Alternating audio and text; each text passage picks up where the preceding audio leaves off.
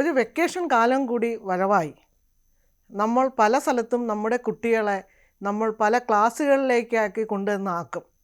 ഈ വെക്കേഷൻ സമയത്ത് പല സെൻറ്റേഴ്സും പല പല കോഴ്സുകളുമായിട്ട് മുന്നോട്ട് വരും. പക്ഷേ അവിടെയെല്ലാം നമ്മൾ നമ്മുടെ കുട്ടികളെ കൊണ്ടുവന്ന് ആക്കുന്ന സമയത്ത് അവർക്ക് കുട്ടികൾ അവിടെ സേഫാണോ എന്ന് നമ്മൾ പേരൻസ് ശ്രദ്ധിക്കാറുണ്ടോ?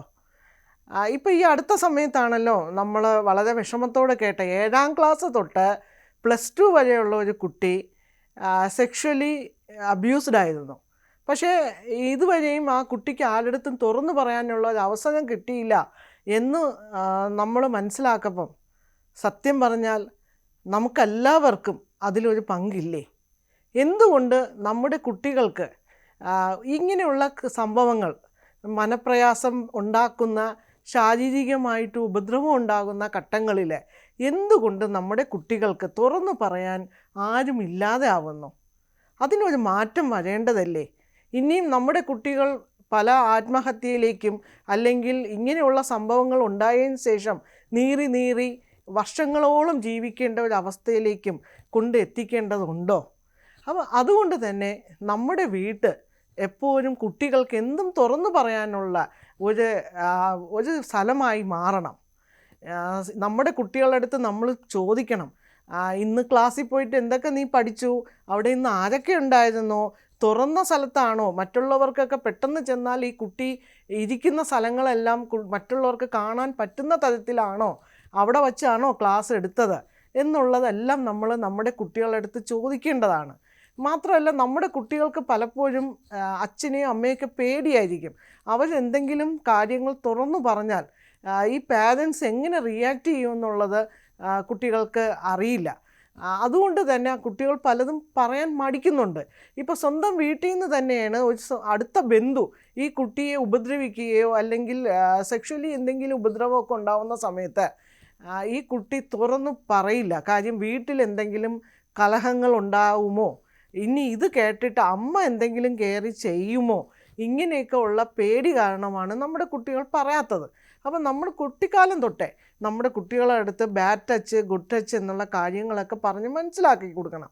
രണ്ടാമത്തെ കാര്യം, എന്തും പറയണം. ആര് മോശമായി പെരുമാറിയാലും അവിടെ ആ സമയം തന്നെ റിയാക്റ്റ് ചെയ്യണം എന്നുള്ള കാര്യം നമ്മളെ കുട്ടികളെ കുട്ടിക്കാലം തൊട്ടേ നമ്മൾ പറഞ്ഞ് മനസ്സിലാക്കണം. പക്ഷെ നമ്മളിങ്ങനെ മനസ്സിലാക്കി കൊടുക്കുന്ന സമയത്ത് നമ്മുടെ പേരൻസിൻ്റെ ഭാഗത്തുള്ള വളരെ പ്രശ്നമെന്ന് പറയണത്, അവർ പേടിപ്പിക്കുന്ന രീതിയിലായിരിക്കും കാര്യങ്ങൾ പറഞ്ഞു കൊടുക്കുന്നത്.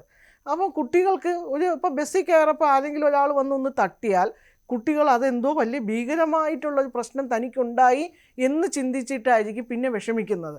അപ്പം നമ്മൾ ഈ കുട്ടികളുടെ അടുത്ത് ഇതൊക്കെ പറയണ സമയത്ത് വളരെ കാര്യമായിട്ട് പറഞ്ഞും കൊടുക്കണം. എന്നാൽ അതിൽ ഒട്ടും പേടിയില്ലാത്ത രീതിയിലായിരിക്കണം പറഞ്ഞു കൊടുക്കേണ്ടത്.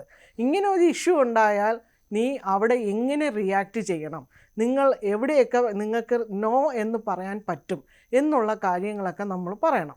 പിന്നെ നമ്മൾ ഈ പല പാരൻസും നമ്മുടെ അടുത്ത് ഈ കൗൺസിലിംഗ് സെഷനൊക്കെ വരുന്ന സമയത്ത് പറയാറുള്ളത്, പല ഇങ്ങനെയുള്ള ചതിക്കുഴിയിലൊക്കെ ചെന്ന് വീഴുന്നതിൻ്റെ ഒരു പ്രശ്നം, ഇവരുടെ വിചാരം എന്ന് പറയുന്നത് തങ്ങളുടെ കുട്ടിക്ക് നല്ല ഉപദേശമൊക്കെ കൊടുത്ത് നല്ല വ്യക്തിയായിട്ട് വളരും. അപ്പം ഇവർ അങ്ങനെ ചിന്തിച്ചിട്ട് അവിടെ കൊണ്ടുവന്ന് ആക്കപ്പം ആണ് ഇങ്ങനെയുള്ള ഇഷ്യൂസ് എല്ലാം ഉണ്ടായി വരുന്നത്. അപ്പം നല്ല അഡ്വൈസ് എന്ന് പറയുന്നത്, അപ്പോൾ ഇവർ പറയുന്നതാണ് കൗൺസിലിംഗ് കൊടുക്കും. ആ ഗുരു, ആ ആത്മീയ ആചാര്യൻ നല്ല രീതിയിൽ കുഞ്ഞുങ്ങളെ ഉപദേശിക്കും. കൗൺസിലിംഗ് കൊടുത്ത് എൻ്റെ മകളെ നല്ല രീതിയിലാക്കും, എൻ്റെ മകനെ നല്ല രീതിയിലാക്കും. അവന് അതിനുശേഷം ഗെയിം അഡിക്ഷനേ ഇല്ല, കുട്ടി ഒന്നും മിണ്ടുന്നില്ല, ഒന്നും മിണ്ടാതെ ചുമ്മാ ഇരിക്കുകയാണ്. ഇങ്ങനെയുള്ള കാര്യങ്ങളൊക്കെ നമ്മൾ കേൾക്കുന്ന സമയത്ത് നമ്മൾ വിചാരിക്കും ഇവരെ ഉപദേശം കൊണ്ടാണ് ഇങ്ങനെയുള്ള കുട്ടി സൈലൻ്റ് ആയത് പെട്ടെന്ന്. പക്ഷെ അവിടെ അങ്ങനെ ആയിരിക്കണമെന്നുമില്ല. അവിടെ ചിലപ്പോൾ കുട്ടിക്ക് എന്തോ ഒരു കാര്യം തുറന്നു പറയാനായിട്ടുള്ള ഒരു ബുദ്ധിമുട്ടുണ്ടായിട്ടുണ്ടാവാം. പിന്നെ മറ്റൊരു കാര്യം, പല കുട്ടികൾക്കും ഇങ്ങനെ ഒരു വെക്കേഷൻ ക്ലാസ്സിനോ ഇഷ്ടമില്ലാത്ത വിഷയം പഠിക്കാൻ വേണ്ടി കൊണ്ടുവന്ന് ആക്കുന്നതൊന്നും താല്പര്യമില്ല. അപ്പോൾ നമ്മൾ കുട്ടിയുടെ അടുത്ത് ചോദിക്കണം, കുട്ടിക്ക് ഇഷ്ടമുള്ള മേഖലയിലേക്ക് വേണം കുട്ടിയെ നമ്മൾ ആക്കാനായിട്ട്. അല്ലാതെ നമ്മൾ എവിടെയെങ്കിലും ഒരാളിന് ഒരു ഫിസിക്കൽ എക്സസൈസ് ചെയ്യുന്നുണ്ട്, അതുകൊണ്ട് കുട്ടിക്ക് നല്ല മാനസികമായ ധൈര്യം കിട്ടും, അല്ലെങ്കിൽ ആത്മീയമായിട്ടുള്ള കാര്യങ്ങൾ പറയുമ്പോൾ കുട്ടിക്ക് മാനസികമായിട്ടുള്ള ഊർജം കിട്ടും എന്നൊക്കെ ഉള്ള തട്ടിപ്പ് പ്രസ്ഥാനങ്ങളിലേക്ക് നിങ്ങൾ കുട്ടികളെ എത്തിക്കാതിരിക്കുക. ഒന്ന്. അടുത്ത, നമ്മുടെ കുട്ടികൾക്ക് ഇപ്പം നമ്മൾ ഈ അടുത്ത സമയത്ത് കണ്ട ഈ ഒരു കേസിൽ തന്നെ 7ാം ക്ലാസ് തൊട്ട് +2 വരെ ഈ കുട്ടിക്ക് ഇങ്ങനെയുള്ള സെക്ഷൽ അബ്യൂസ് നടന്നിട്ട് ഈ കുട്ടിക്ക് സ്വന്തം വീട്ടുകാരുടെ അടുത്ത് പറയാനായിട്ട് പറ്റിയോ എന്നുള്ളത് നമുക്ക് സംശയമാണ്. കാര്യം അവസാന സമയത്തൊക്കെയാണ് അതിൻ്റെ ഏതോ റിലേറ്റീവ്, സ്വന്തം ചേച്ചി എന്തൊക്കെ അറിയുന്നത്.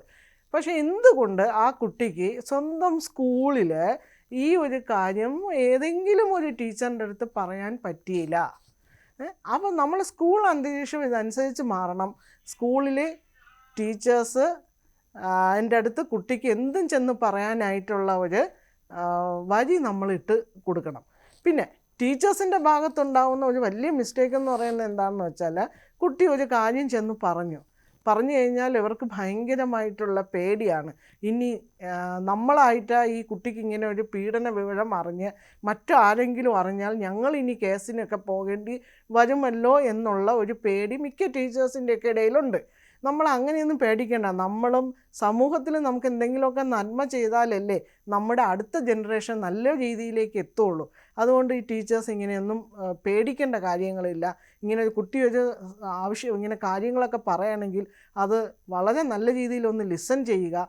എന്നിട്ട് അവർക്ക് വേണ്ട സഹായങ്ങൾ കൊടുക്കുക. നിയമസഹായമാണെങ്കിൽ നിയമസഹായം, പോലീസിനെയാണ് അറിയിക്കേണ്ട കേസെങ്കിൽ പോലീസിനെ തന്നെ അറിയിക്കുക. ചൈൽഡ് വെൽഫെയർ കമ്മിറ്റി ഉണ്ട്, അവരെ അറിയിക്കുക.